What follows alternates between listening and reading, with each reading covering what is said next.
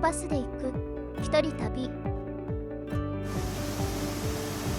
ベルト保険の大泉の滝や島川ダム、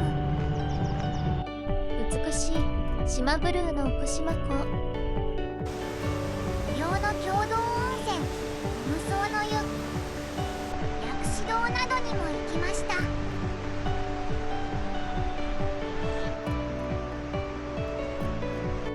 ランチはカフェテラスマヤでワイン付きのビーフシチューのセット。一人だけれど広めの12畳部屋、早割と楽天の割引で8998円。夕食と朝食はバイキング。旬の創作寿司フェアをやっていました。森林の中にいるような大浴場に露天風呂、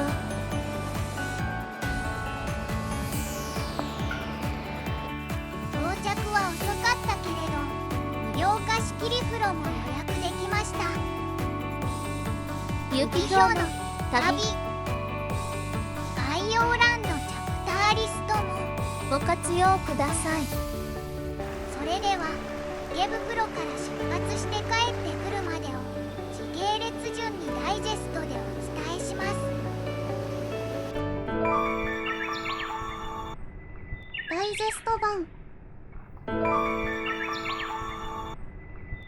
出発。8時55分、池袋西口の東京芸術劇場に集合。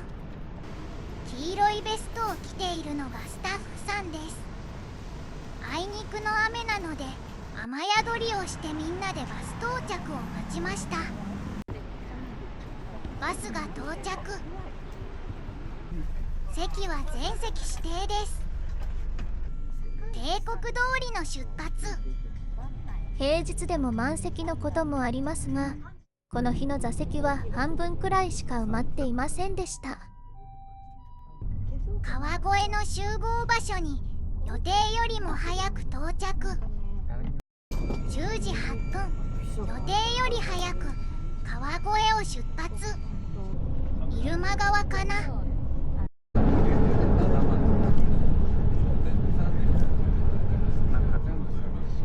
追手川かな。10時25分、高坂サービスエリアに到着。10時50分まで25分の休憩。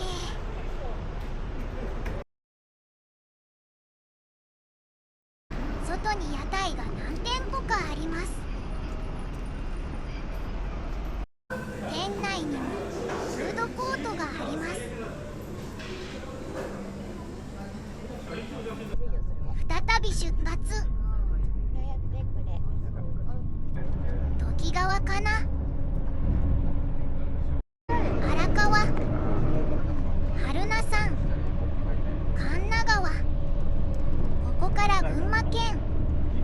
だんだんと山が近くなってきます。11時50分、長州物産館に到着。ここで1時間のランチ休憩です。右側はお土産コーナー。レストランは左側です。メニューは水沢うどんや赤城牛のカレー、舞茸天ぷら付きの天ぷらうどんを注文しました。1350円。赤城牛カレーと水沢うどんのセットも魅力的だったのよ。食券をカウンターに出した後、席を確保してブザーが鳴ったら出来上がった食事を取りに行きます。麺は少し細めで透明感があり、つるっとしているけれどコシがあります。舞茸の天ぷらは3個。カリッと揚がっています。薬味はネギと柚子とわさび。ちょっと乾燥してる。休憩時間は1時間あるのでゆっくり食べても余裕があります。刻み海苔もあります。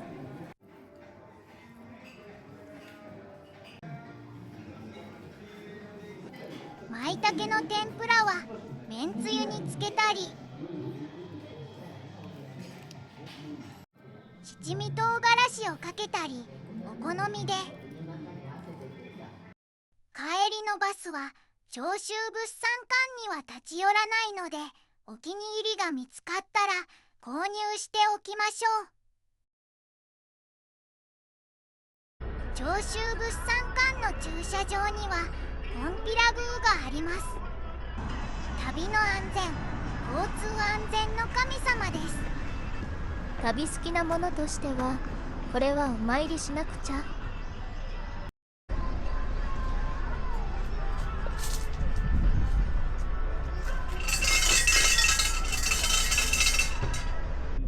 長州物産館を出ると伊香保温泉にある3つのホテルに立ち寄って乗客を降ろします。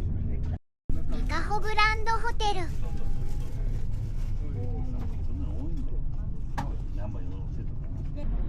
グランドホテル。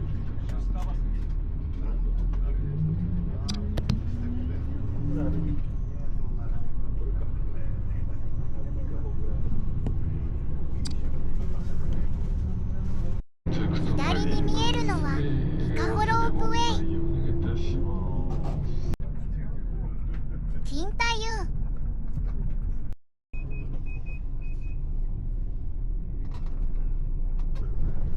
正面に春名さん、伊香保石段前のロータリーをぐるっと回って轟に向かいます。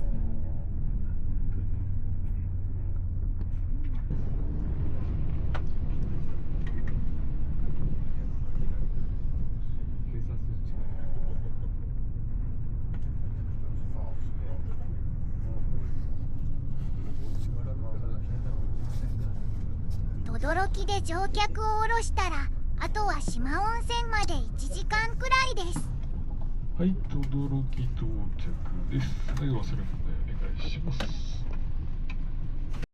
乗客はほとんど下車したので、バスはさらに空きました。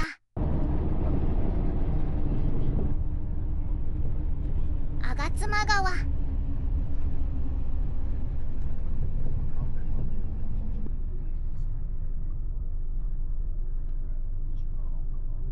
小野上温泉駅、吾妻川と線路とバス、電車が来ないかなと見てたのですが来ませんでした。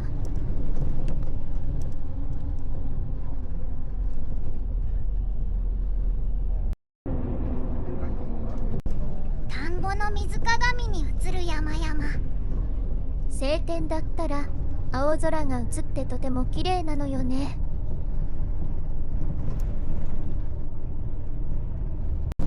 島川にかかる長期橋、天然橋、中之条ダム、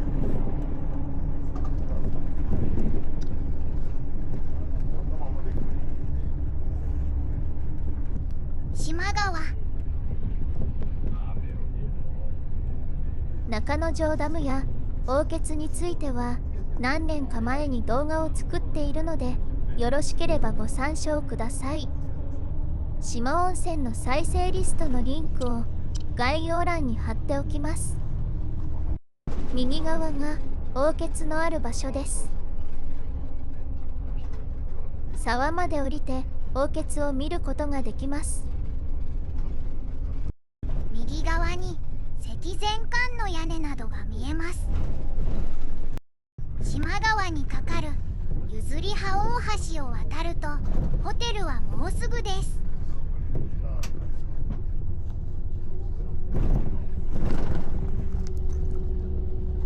温泉グランピング島ブルー、ここちょっと楽しそうでした。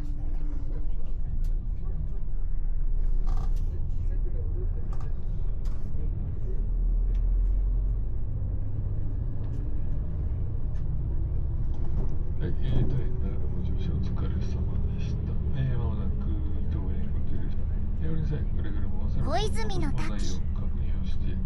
小泉の滝と大泉の滝は後で見に行きます。大泉の滝はこの下あたりにあります。ここが降り口です。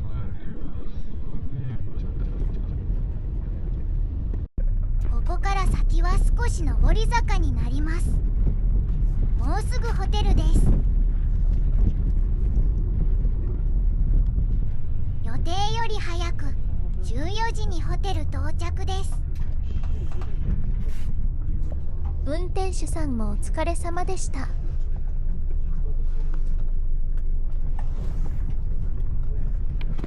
とりあえずチェックイン。靴をここで脱いだら、このビニール袋に靴を入れて部屋まで持参します。スリッパは左の棚から取り出します。使用済みのスリッパやビニール袋はここに入れます。入り口の右側にフロント、その横に浴衣置き場があります。それから13時に予約開始の無料露天風呂も予約枠がまだ残っていて、17時からの予約が取れました。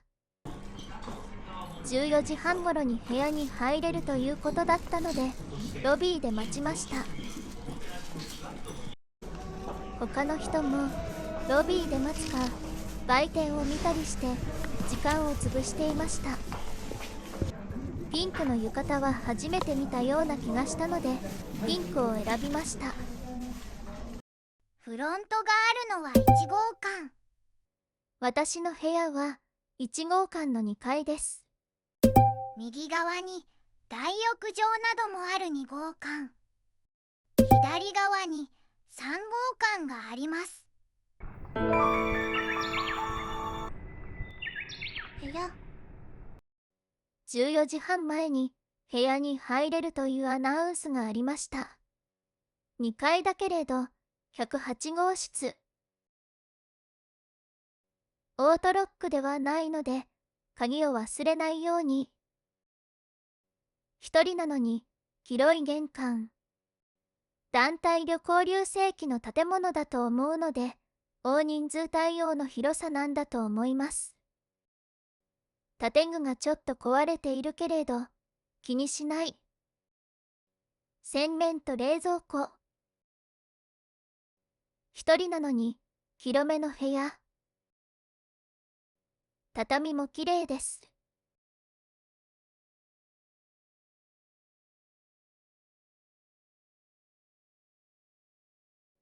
披露宴も明るくて広いですね。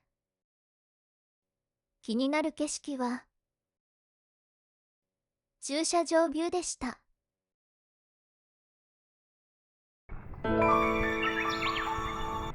大浴場、日向の湯。大浴場は15時から利用できるので早速行ってみました。カルシウム、ナトリウム、乳酸塩温泉ということですが、無色透明で癖のないお湯です。理由もありますが、お湯の温度がとても低く、夏でない限りは風邪をひきそうです。こちらは露天風呂。森の中のお風呂という感じです。竹垣の向こうは島側だと思います。お風呂を出てもまだ15時半。17時の貸し切り風呂の時間までまだ時間があるので散歩に出かけます。ここから見えるのは3号館です。大泉の滝へはホテルを出て右に曲がってまた右に曲がって日向見橋を渡って道なりにまっすぐ進みます。公衆トイレと公民館が見えたら右へ曲がります。正面に見えるのは島川ダムです。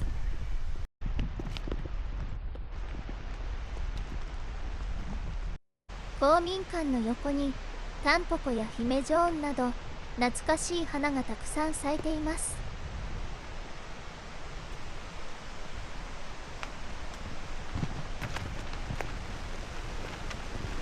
日向見橋。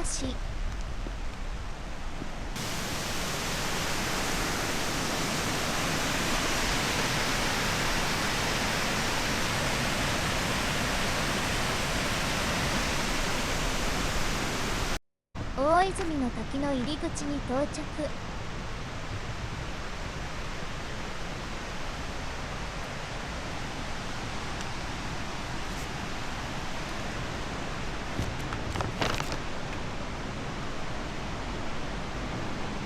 雨の後なので道は少し湿っていて滑りやすかったです。また道が狭いのですれ違いはちょっと難しい感じでした。階段のところから2分くらい歩いて滝の見える場所に到着です。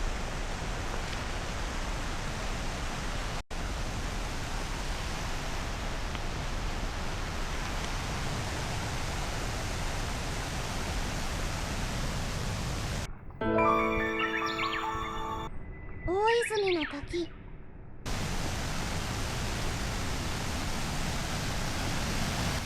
これは到着当日の午後の滝です。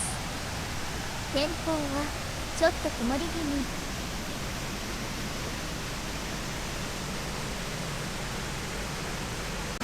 こちらは翌日の午前中の滝。天候は晴天。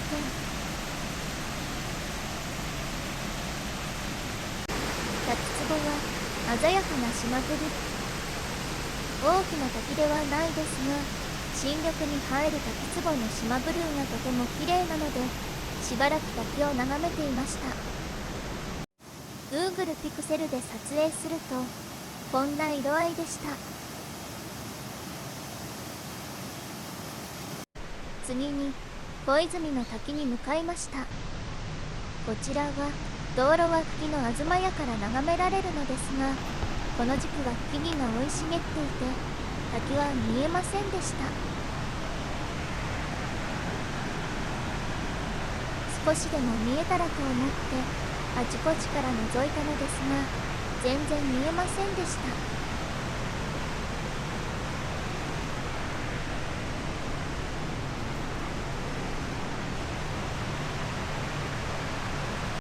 ホテル前まで戻ったのですがまだ16時でした。そこで薬師堂方面に行ってみることにしました。ホテルを出て左方向に進んでいきます。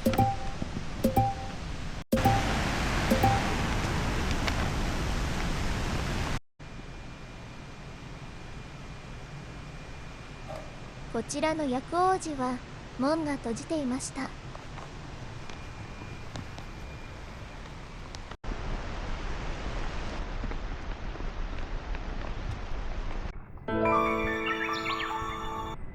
日向見薬師堂。日向見薬師堂は四万温泉で唯一の国指定重要文化財です。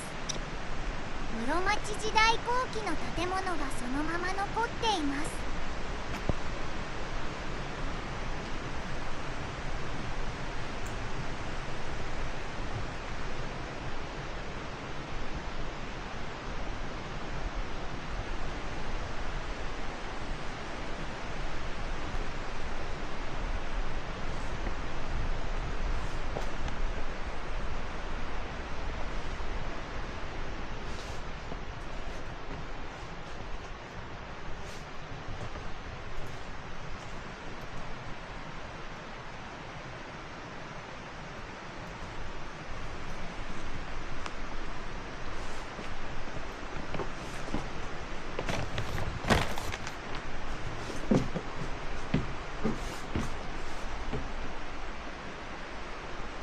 祀られているのは薬師如来様と菩薩様かな。ワニ口があったので控えめに鳴らしてみました。ワニ口は仏様に来ましたよと知らせるものです。鋳物で浮き上がった繊細な鳳凰の文様がとても良いわね。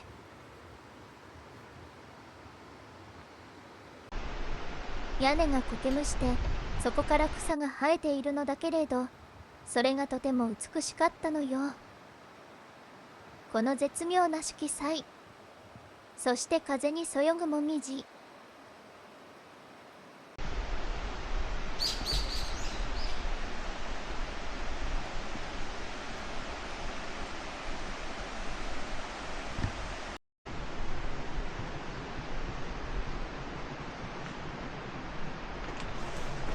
奥の喫茶店は閉まっていました。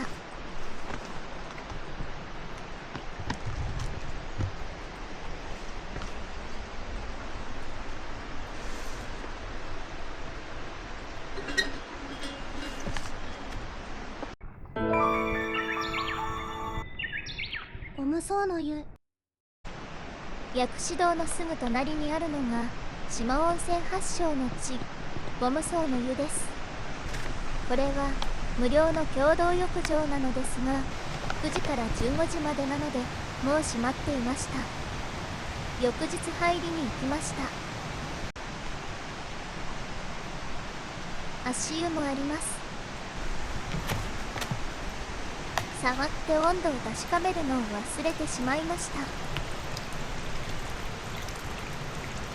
ちなみにゴム層の湯は50度近いと思います。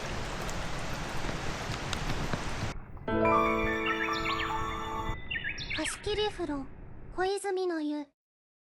だいたい16時半くらいに部屋に戻ったので少し休むことができました。17時5分くらい前にフロントに鍵を受け取りに行き、小泉の湯に向かいました。貸し切り風呂は2つあります。こちらは小泉の湯。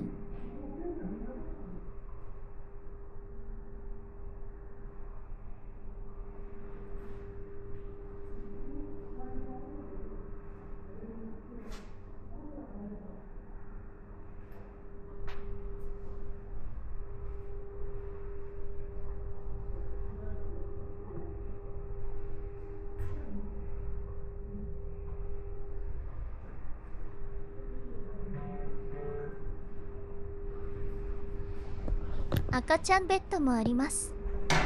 一人で入るには広めの貸し切り風呂です。直行バスの場合、ホテル到着時間が14時を過ぎるので無料貸し切り風呂はもう予約でいっぱいと思いましたが、明るい時間に予約が取れてよかったです。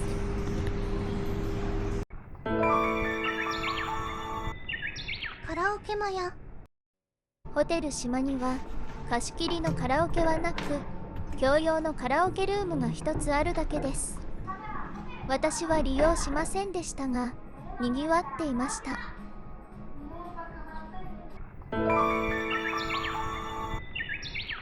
中庭というか玄関前なんですが、池があって鯉が泳いでいました。ところでこの子は猫っぽいんですが、タヌキなんでしょうか。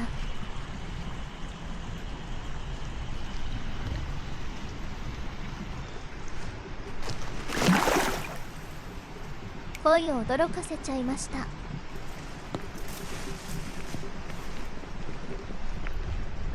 鯉の餌が100円くらいで売られていればよかったのだけれど、ありませんでした。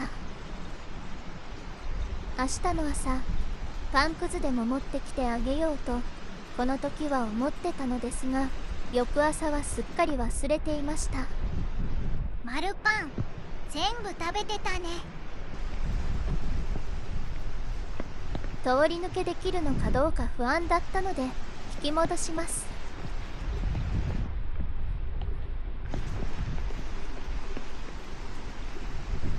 夕食開始の19時半までホテルの周りを散策したり、ホテル内を探検して時間を潰しました。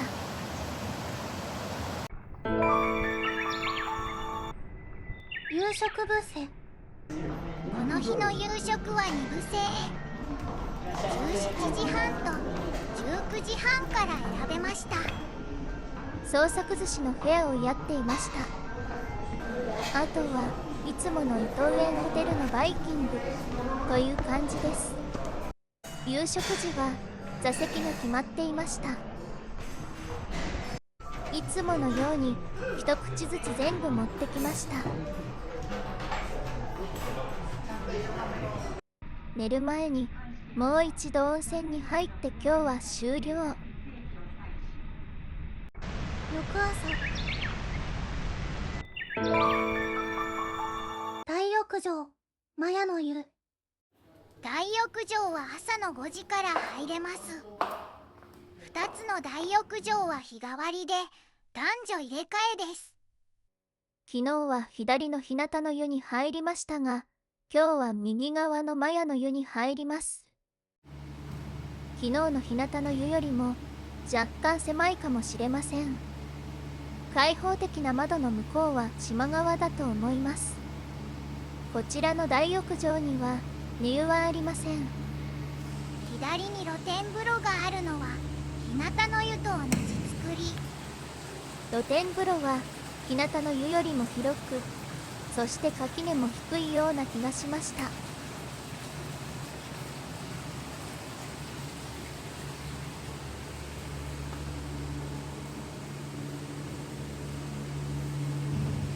シャワーブースはシャワーがついていないので使えません。朝風呂の後、ちょっと部屋で休んだら次は朝食です。朝食ブッフェ。朝食ブッフェもこの日は2回転。早い方の7時半にしました。朝食は自由席だったので右側にあるボックス席を確保。いつものように全部持ってきました。しじみのお味噌汁がありませんでした。それは残念。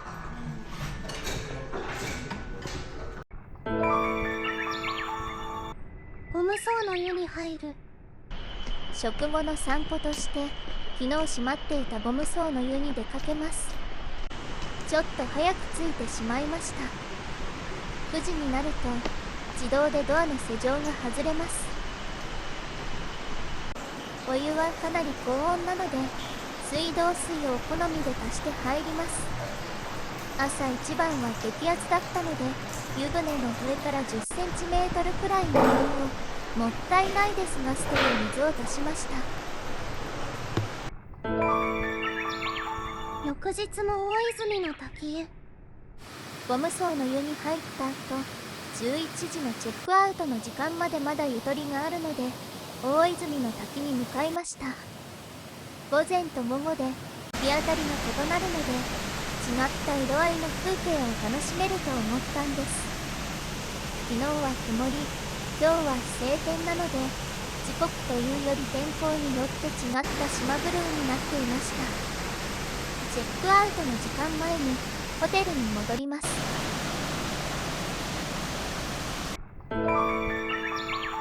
島ひなたみ公園。ホテルに荷物を預けてチェックアウトしました。向かうのはダムのふもとにある島ひなたみ公園です。ホテルからは道を右側に進み、ひたすらまっすぐ歩くとダムに突き当たります。ダムの下が公園になっています。右に曲がると大泉の滝に行けます。今回はまっすぐ進みます。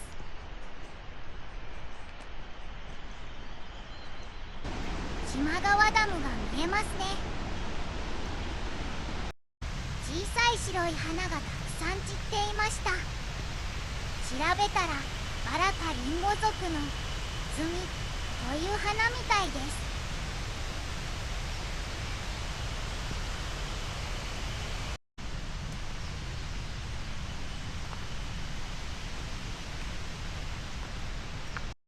公園の駐車場に到着。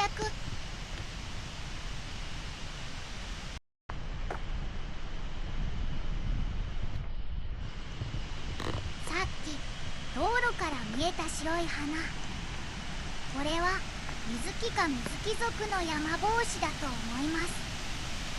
白いのは花びらではなく葉が変化した双胞です。花は双胞の中にあるつぶつぶなのよね。つぶつぶ。島川の方を覗きに行きます。初夏は草木が生い茂っていて川は見えませんでした。進めない。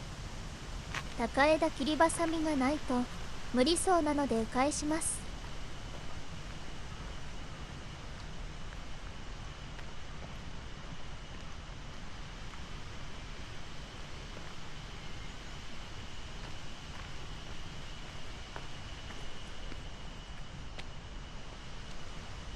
秋に来た時はこんなに草が生えてなくてここから下に降りられました。そしてその時は河原に2匹のお猿さんがいるのも見えました。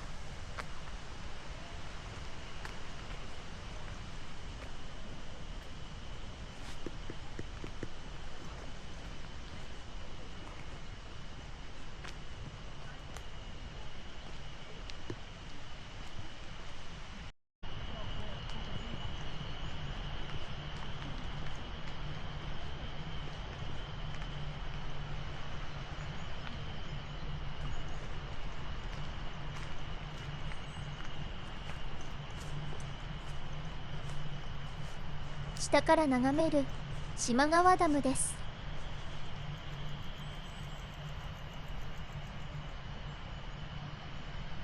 休憩もできます。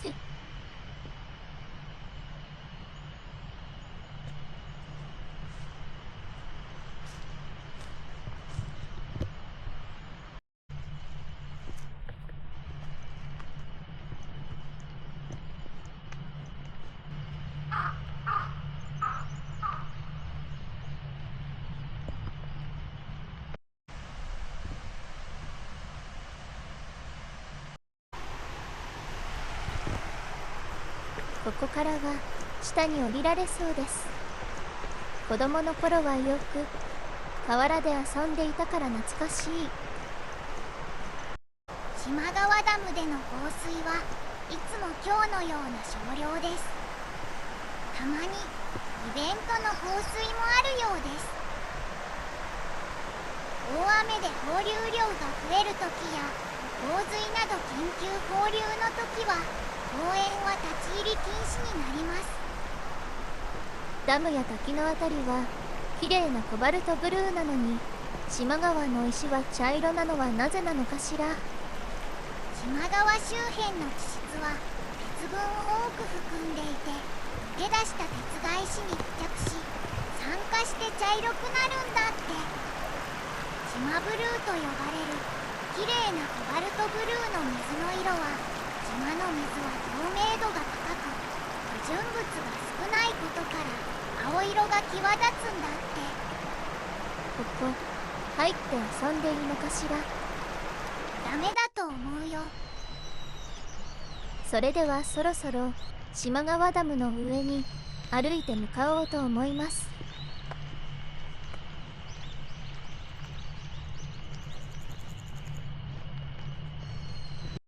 右に発電所、左奥にトイレがあります。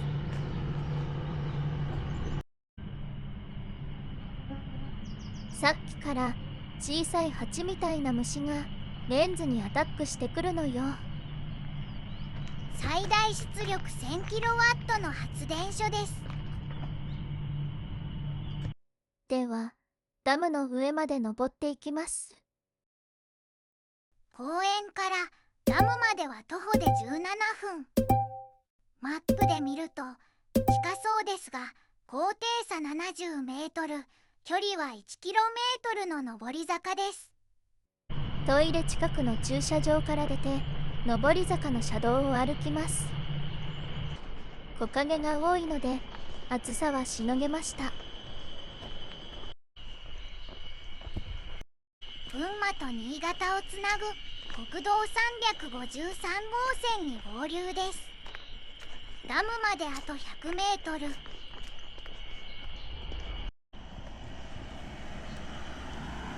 レンタルサイクルを利用している旅行客とすれ違うことが多かったです。宿泊先に貸し出し自転車があるのかしら。島チャリという名前で3時間1500円で借りられる。島温泉協会窓口で借りられるようだよ。島温泉街の入り口あたりなのね。ホテル島からはちょっと遠いわね。でもホテル島は温泉街からは離れているけれど、ダムや滝や薬師堂が徒歩圏なのはとても便利よね。島川ダム駐車場に到着です。島川ダム。島川ダムは1999年に完成した比較的新しいダムです。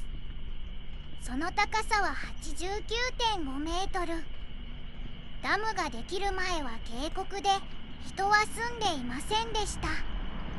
ダム建設でできたこの人工湖の奥島湖の最大水深は50メートル。この深さがより濃い青色を生み出しています。奥島湖の島ブルーと呼ばれるこの青さは、不純物が少なく澄んだ透明な水と深い湖底が生む光の魔法。50メートルの深い水深に赤い光が吸い込まれ、青岳が帰ってくることでこのコバルトブルーが生まれます。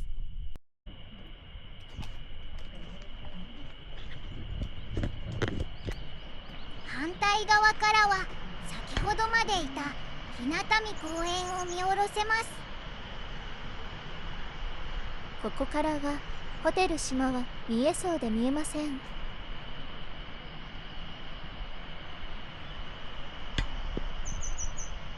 ダムの上には観光客は多いけれど、公園にはほとんど人がいません。ここから下へは車ならすぐ行けるけれど、徒歩だとちょっと遠いからかしら。滑り台があればいいのに。危険すぎるよ。この隙間から見える島ブルーもとても綺麗ね。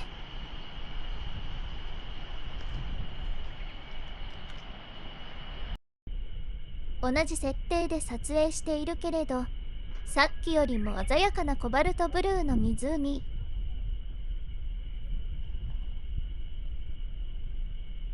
この島ブルーを守っていきたいですね。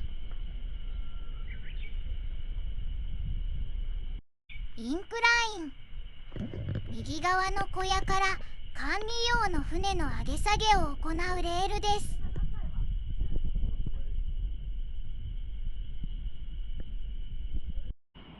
湖側にも公園側にも踊り場には椅子があるので座って休めます。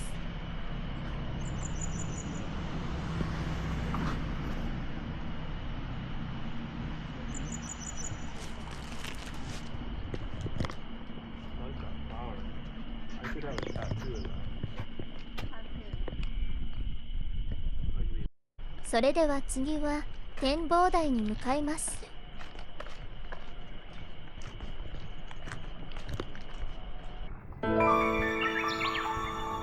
奥島湖展望台。奥島湖展望台は近くにあります。ここです。横から見ても美しい島ブルー。道沿いに咲いている花も綺麗。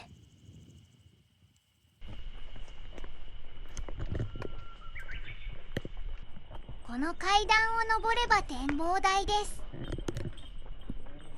左にあるのは奥島湖島せせらぎ資料館。中にカフェもあるはずですが、水曜日は定休日みたいです。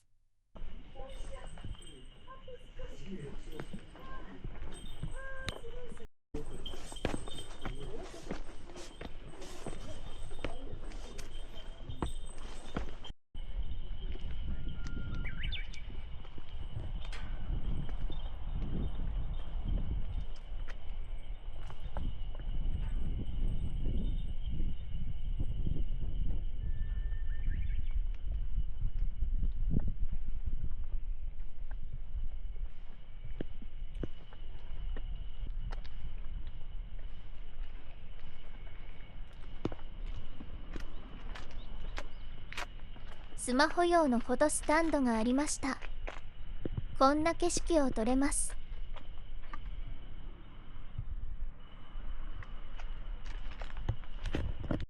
熊よけの鐘。木槌がない。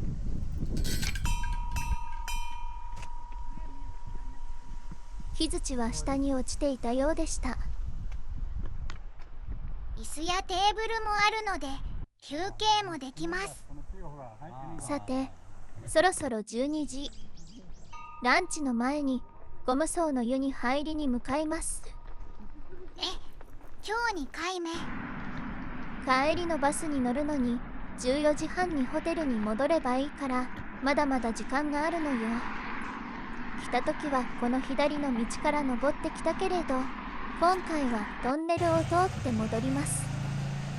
奥島トンネル。2004年にできた比較的新しいトンネルです。全長約 1km。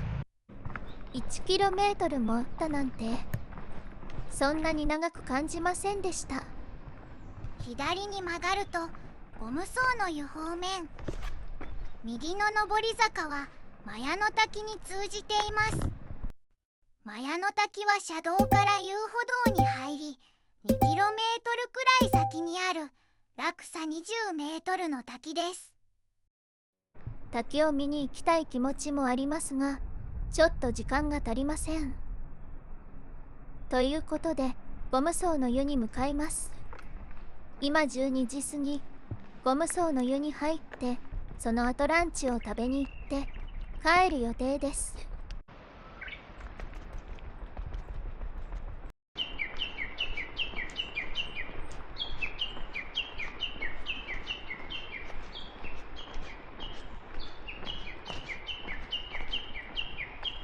鹿のぞきの湯、鶴屋さんの裏あたりです。ひなたみ公園からダムに向かった道路よりも静かで落ち着く感じです。隠れ家的な旅館の鶴屋さんです。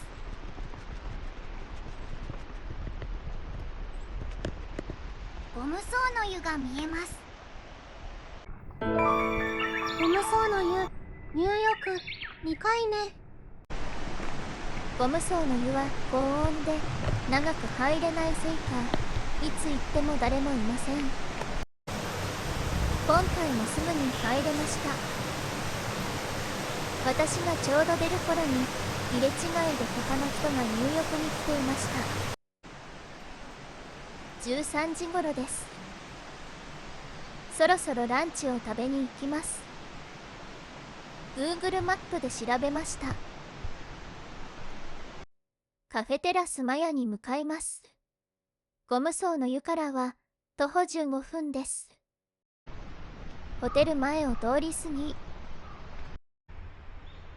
アジサイが咲いたら綺麗なんだろうなと思ったり、大泉の滝をもう一度見たいけれど時間がないから諦めたり、あまり時間がないので黙々歩いていたら足湯を見つけたりしました。ゆずり葉陰泉所、森の足湯。レストランの手前に足湯がありました。ホテルやレストランが集まっている場所です。これは島温泉協会のお散歩マック。宿泊したホテルはここで日向見エリア。ランチを食べるのはここでゆずり葉エリアです。石前館や田村がある島温泉の中心部は山口エリアです。山口エリアにも行きたかったのですが、1泊2日ではちょっと時間が足りませんでした。話がそれちゃったけれど、足湯の話だったわよね。この時は急いでいたから陰泉もできるって気づかなかったのよ。この足湯には無料のタオルも置いてあるのよ。これは未使用のタオル。使ったタオルはこちらのボックスに入れるのよ。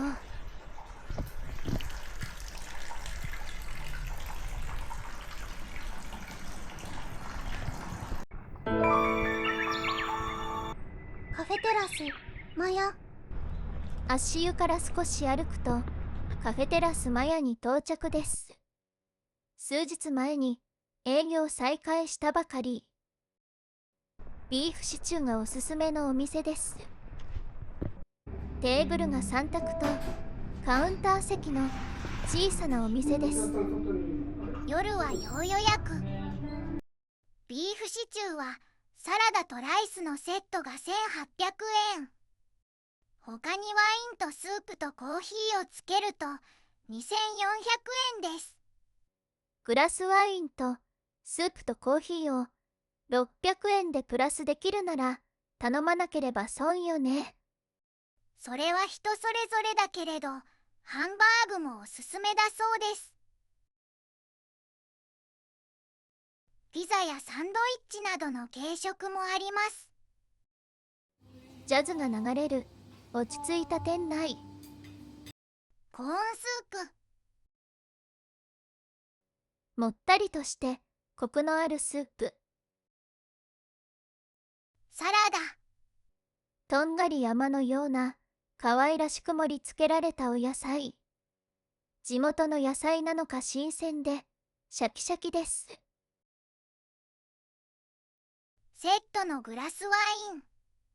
おかわりはいくらだったのかしら。お待ちかねのビーフシチュー。ライス。ライスは半分にしてもらいました。ビーフは小皿に取り分けると食べやすいです。お肉は柔らかく、お箸でも簡単にほどけると思います。スジャータスジャータ白い色のスジャータスジャータ。ごちそうさまでした。お店を出たのが14時。あとはホテルに戻ります。これは稲堤神社。ホテルに戻ってきました。この時の時間は14時16分。帰りのバスの集合時間は14時40分。大泉の滝に寄ってくればよかった。また今度ね。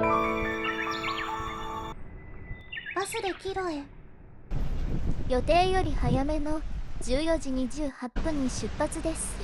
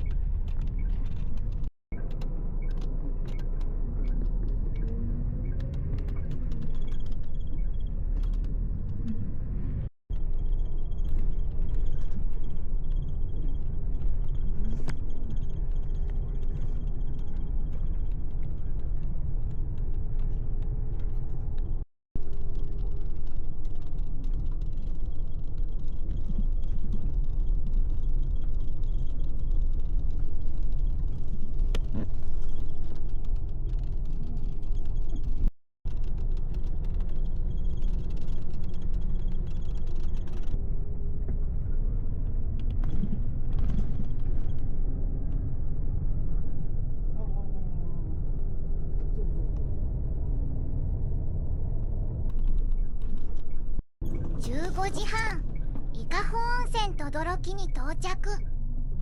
ここでトイレ休憩です。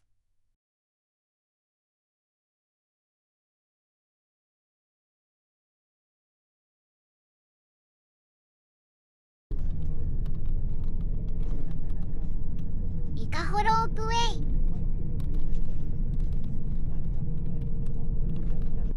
金太湯。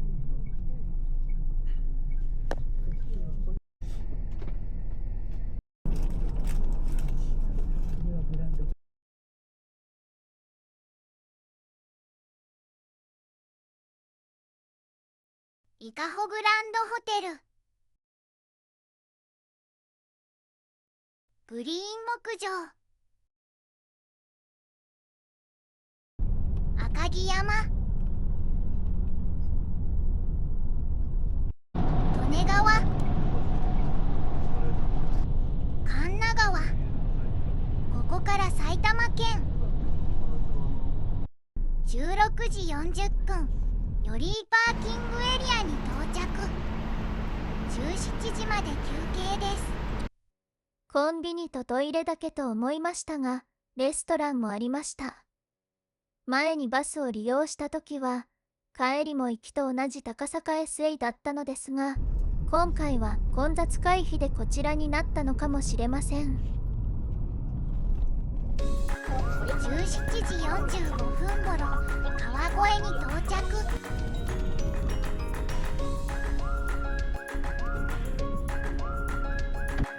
18時45分ごろ、池袋に到着。おしまい。